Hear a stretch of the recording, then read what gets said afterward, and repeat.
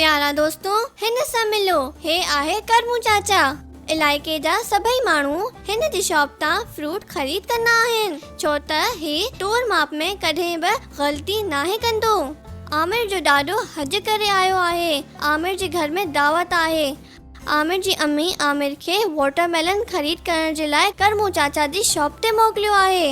आमिर न अम्मी जी ॾिनी हुई लिस्ट ओपन कई ऐं करमू चाचा खे ॿुधाइण लॻो, हिकु watermelon, 250 grams grapes, 750 grams apples। करमू चाचा हिकु वाटरमेलन खणी ऐं वेट बैलेंस जी हिकिड़ी तरफ़ रखियो ऐं ॿई तरफ़ 1 kg वेट। आमिर हे सभु ॾिसी रहियो हुयो। हुन जे दिमाग़ में केतिरा ई सवाल हुया। हुन करमू चाचा खां पुछियो त तव्हां हे छा करे रहिया आहियो। करमू चाचा उन खे ॿुधायो त हो वेट करे रहियो आहे। इन जो मतिलबु आहे त का बि शइ केतिरी गोरी या हल्की आहे, असां कंहिं बि ऑब्जेक्ट जो वज़न करण जे लाइ स्टैंडर्ड यूनिट ऑफ मास इस्तेमालु कंदा आहियूं, जहिड़ो कि ग्राम्स एंड किलोग्राम्स। आमिर करमू चाचा खां पुछियो, ग्राम्स एंड किलोग्राम्स में कहिड़ो फ़र्क़ु आहे?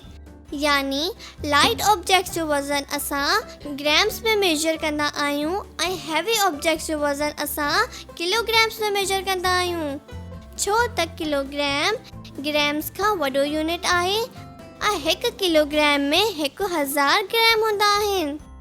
किलोग्राम जे लाइ असां केजी बि लिखंदा आहियूं ऐं ग्राम जे लाइ असां जी बि लिखंदा आहियूं।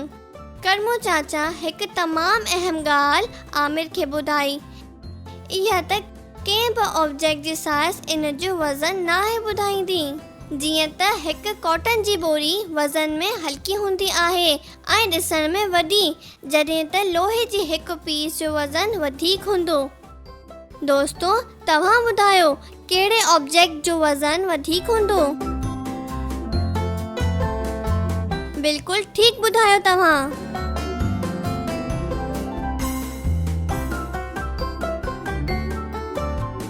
दोस्तों, तव्हां पंहिंजी क्लासरूम में ॻोल्हियो त कहिड़ियुनि शयुनि जो वज़न ग्राम्स में हूंदो ऐं कहिड़ियुनि ऑब्जेक्ट्स जो वज़न किलोग्राम्स में हूंदो। अरे वाह, तव्हां त बिल्कुलु ठीकु ॿुधायो। जीअं त पेंसिल, इरेज़र ऐं कॉपी जो वज़न ग्राम्स में थींदो ऐं टेबल, कुर्सी, स्टूडेंट्स ऐं दर जो वज़न किलोग्राम्स में थींदो।